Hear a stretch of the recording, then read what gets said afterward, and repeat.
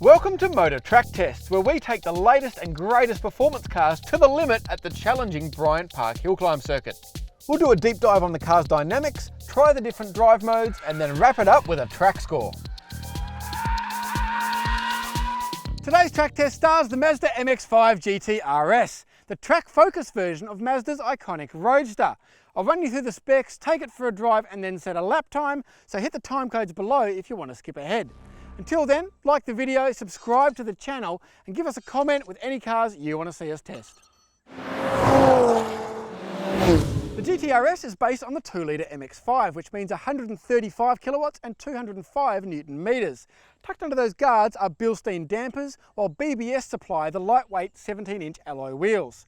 Tyres are 205mm Bridgestones, while the brakes are 280mm discs at both ends, with Brembo 4-piston calipers at the front and single-piston calipers at the rear. Let's take it for a drive.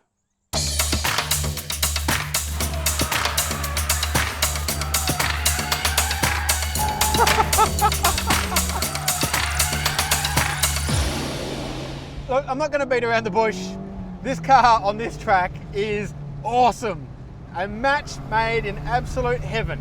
But before I tell you why and get into the details of why, let's talk a little bit about the MX-5. Like, the MX-5 gets a bit of a bad rap from people. It's not really a serious performance car. Okay, it's a roadster icon and all that sort of bizzo, but I think a lot of people think this thing is really, really slow.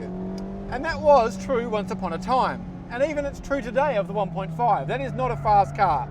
But this 2-litre, look, I'm not going to tell you it's going to knock your socks off. It's not going to suddenly hunt down GTRs or anything like that. But especially since they did the update on this car, gave the 2-litre a bit more grunt, 135 kilowatts, increased the red line to 7,500 RPM. This is a pretty quick car. Like, it'll do 0 to 100 in a little over 6 seconds, maybe about 6.2, 6.3. That's not a slow car. That's like V8 Commodore pace from back in the day. It's Golf GTI pace. So, when you're talking about the MX-5, don't think that it's got absolutely no performance, because it does. I remember driving this thing at Winton in the wet, and it'll light up the rear wheels in 3rd gear. It's got some grunt. So, not only that, it is a fantastic engine. It's just old school. 2-litre, naturally aspirated, revs to 7.5, as I mentioned. Great throttle response. Gets better the harder you rev it. Yes! Encourages you to rev it, and it is attached to one of the best manual gearboxes you'll ever find. This thing is absolutely brilliant. This powertrain is just wicked. The theme I come back to a little bit in this video will be lightness. It doesn't have much power, but it doesn't need much power because it's light, so therefore it doesn't use much fuel. That might sound like a silly thing for a track test, but there are certain cars that if you go to a track day, you've got to fill up like 3 times during the day. This thing just goes around and around and around. You can barely average 10 litres per 100k in this thing. It's almost impossible to do. And as I mentioned, 6-speed manual gearbox, awesome. No auto blip here. You've got to do it yourself, but doing so is an absolute treat.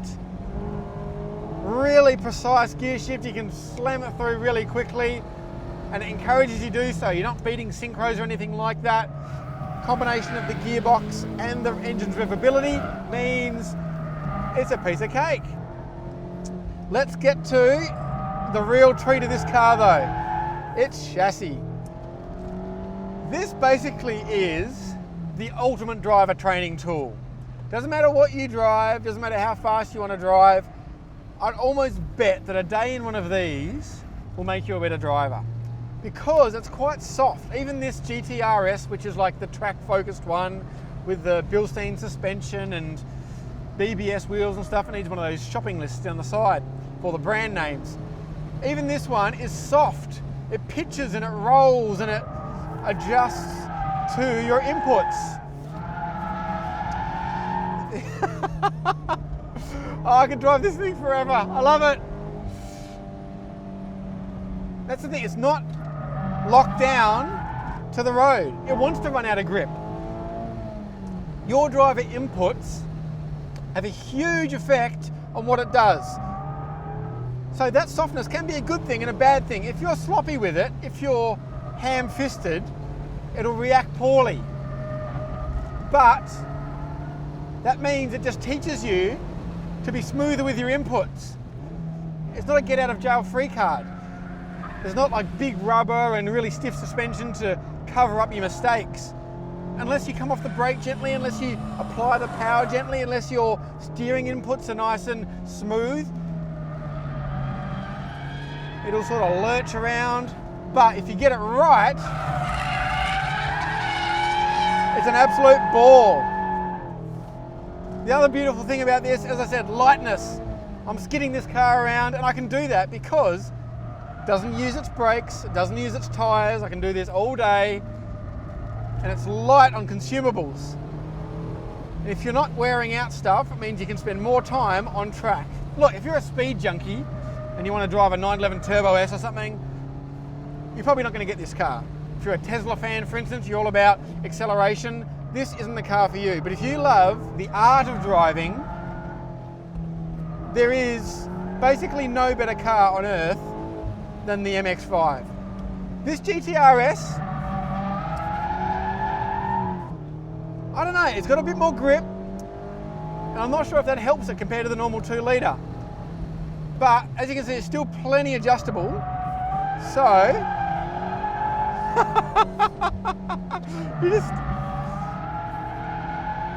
you can play with it. This thing is just so magnificent. Sunny day, racetrack, MX-5, driving comes no better than this. All right, I'll tell you a little bit about what I'm doing when I'm driving it as well. So, because the body moves around so much, as I mentioned, you've got to be quite careful. You can't just barrel into a corner and expect the thing to turn. You've got to carry a little bit of brake in, keep the weight on the front wheels, and then you can steer it with the throttle. We came out nice and neat then, a little bit of understeer. Be careful on the changes of direction because the body movement, see if I'm rough here, there you go, whoa, look at that. Because I was too sudden on the brakes, initially the back went out and then I've got to gather up the slide, wasting time. Whereas if I come off the brakes gently, a little bit of rear rotation, and there we go, we're neat. So, it's a car you drive with the pedals as much as with the steering. And that sounds silly, but it's not necessarily the steering wheel that points you in the direction you want to go. You rotate the car on the way into the corner with the brakes, and then you finish the rotation with the throttle. The steering wheel is basically just directing the front wheels, just entering the car into the corner, and then you basically play with the pedals to get it to do what you want it to do. Even in this faster corner. So once you get the weight on the nose on the way in, we'll do it again through this little complex. Back down the gear. Bit of weight on the front, back goes a little bit. It's a bit too much there, but we're still neat, careful through here. See, very little throttle input needed, but we're neat. And down here, careful with the brakes, there we go. Now we've got it, neat. Woohoo! But of course, if you don't want to be neat, and who can blame you, just simply hold the brakes a little bit longer on the way in, and the back comes around beautifully. Look at that, easy as pie. Then just use the throttle. Woohoo! Oh, I could just keep driving this thing forever. Look at that, no heating issues, no brake issues. Again, it all comes down to being a light car. The only thing that really approaches this is an 86, but I think this is actually even better. It's even more adjustable. The engine's got a better spread of torque. We'll see what happens when the new 86 arrives, of course. That might be even better again, but if you want to learn to drive and drive fast, get an MX-5 and spend the money on track days. No, I don't want to come in. I'm going to keep driving forever. Bit of a Scando flick.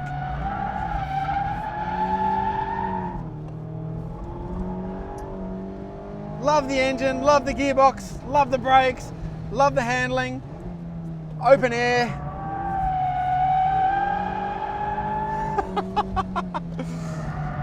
You can place it so accurately, whatever you want to do. Use the throttle to get it back. All right, let's see how we go. Let's put the helmet on, go for a time lap, and see what the result is.